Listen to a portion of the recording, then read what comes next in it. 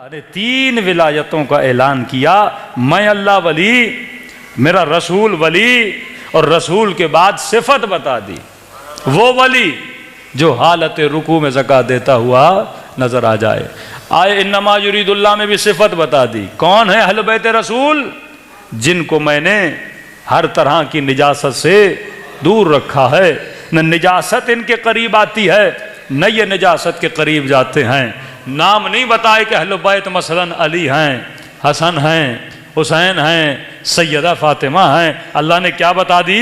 صفت بتا دی کہ گھبرانے کی ضرورت نہیں، میں صفت بتا کر مہر لگا رہا ہوں۔ اب کوئی غیر آنا بھی چاہے تو پہلے اس نے ثابت کرنا ہوگا کہ وہ نجاست سے دور ہے۔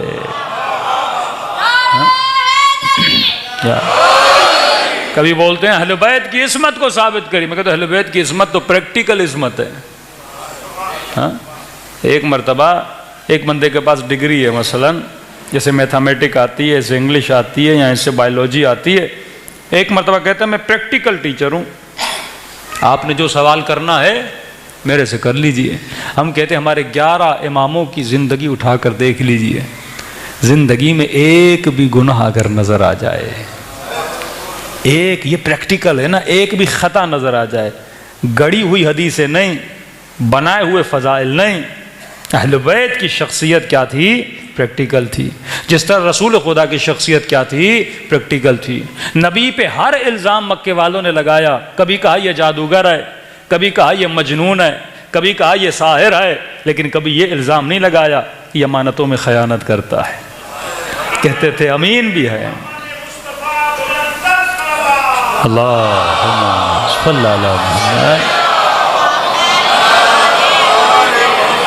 پھر کہتے ہیں نبی پیدائش سے نبی نہیں ہے، نبی 40 سال کے بعد نبی۔ بھائی فلسفہ الہی سمجھو۔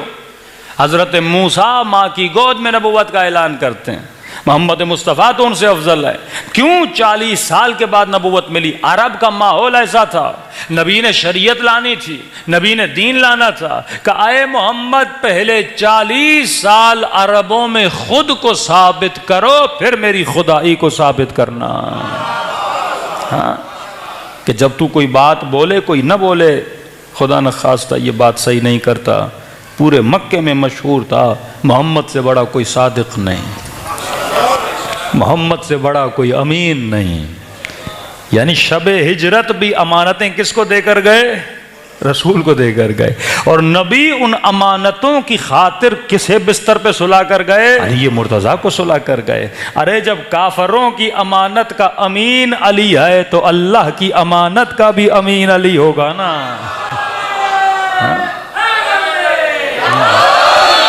رسول کو یقین تھا کہ علی کسی امانت میں خیانت نہیں کرتے، جیسی امانت دوں گا ویسی امانت پہنچائے گا۔ تبھی مولا جب خلافت پر پہنچے نا تو لوگوں کو کہا میں تجھے وہی دین دوں گا جو میرے رسول نے دیا تھا، میں اسی سنت کو زندہ کروں گا جو میرے رسول نے سنت کو زندہ کیا۔ اور جب مسلمانوں کی بنائی ہوئی سنتوں کو علی نے ختم کرنا چاہا تو صدائیں بلند ہو گئی کہ واہ سنتا، علی پچھلے حکمرانوں کی سنتوں کے خلاف اٹھ رہا ہے۔ مولا نے فرمایا میں کسی حکمران کی سنت کو زندہ کرنے کے لیے نہیں آیا، میں محمد کی سنت کو زندہ کرنے کے لیے آیا۔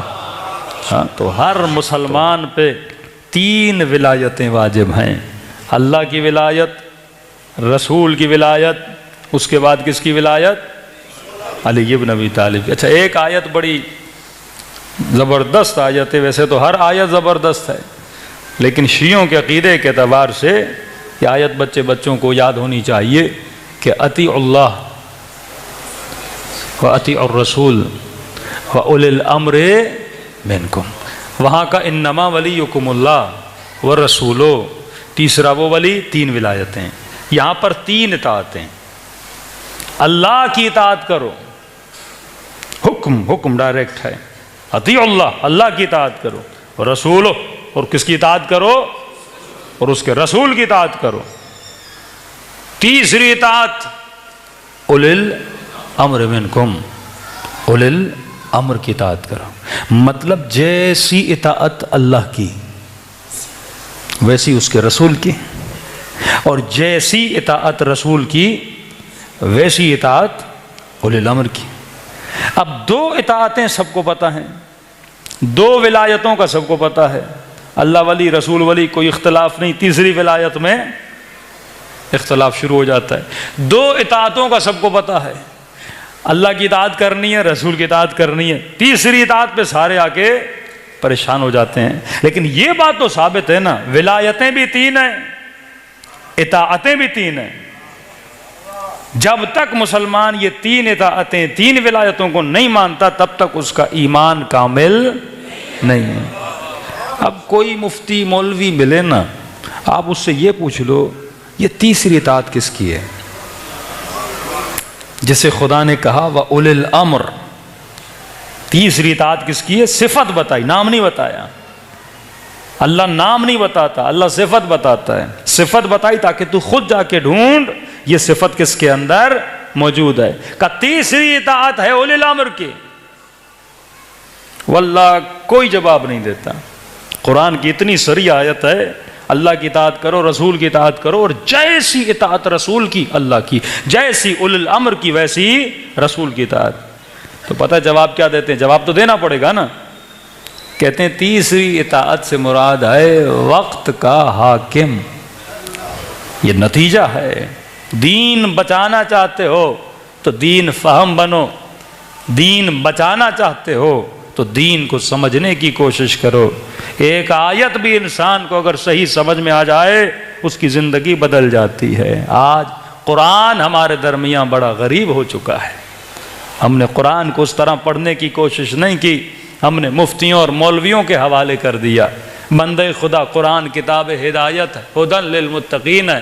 کب کا ہدن للمولویین ہے، ہدن للمفتیین ہے؟ نہیں، قرآن ہدایت ہے صاحبان تقویٰ کے لیے۔ اگر تیرے دل میں خوف خدا ہے، قرآن اٹھا اور ایک ایک آیت کا ترجمہ پڑھ، غور کر، فکر کر۔ خدا عوام سے بات کر رہا ہے۔ یہ تو ہم نے شعبے کھول دیے کہ مولوی بتائے گا، مفتی بتائے گا، وہ ایکسٹرا آرڈنری تفسیر ہوتی ہے۔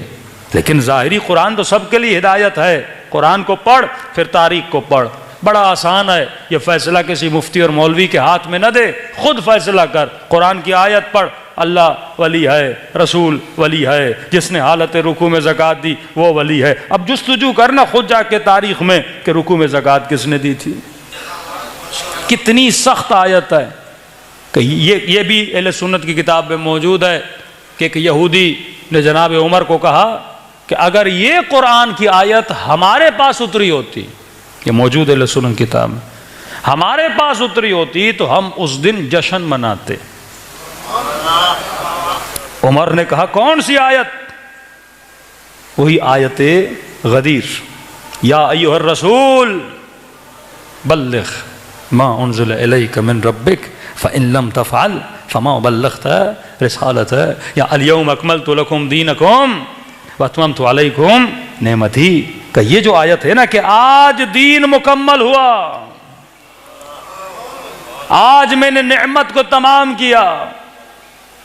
کہ عمر اگر یہ آیت ہمارے ہاں ہوتی نا کہ دین مکمل ہو گیا، اتنی بڑی بشارت، نعمت تمام ہو گئی، اتنی بڑی بشارت، ہم عید مناتے۔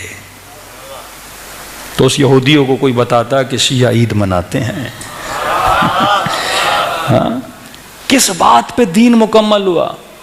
اتنا بڑا تھریٹ خدا اپنے نبی کو دے رہا ہے کہ رسول اگر تم نے یہ کام نہ کیا گویا تم نے رسالت کا کوئی کام انجام نہ دیا۔ مطلب اس کام کی اتنی اہمیت تھی۔ یہ نہیں کہ خدا دھمکی دے رہا ہے، خدا نخواستہ اپنے رسول کو دھمکی کی بات نہیں ہے۔ اے حبیب اگر تم نے نہ کیا تو تیری محنتیں ضائع ہو جائیں گی، اگر تم نے نہ کیا تو قرآن کے آنے کا فائدہ ختم ہو جائے گا، اگر تم نے نہ کیا تو اسلام کا فائدہ ختم ہو جائے گا، اگر تم نے نہ کیا تو بقاء اسلام خطرے میں ہے۔ کون سا کام؟ ولایت کا اعلان کرو۔ تم دنیا سے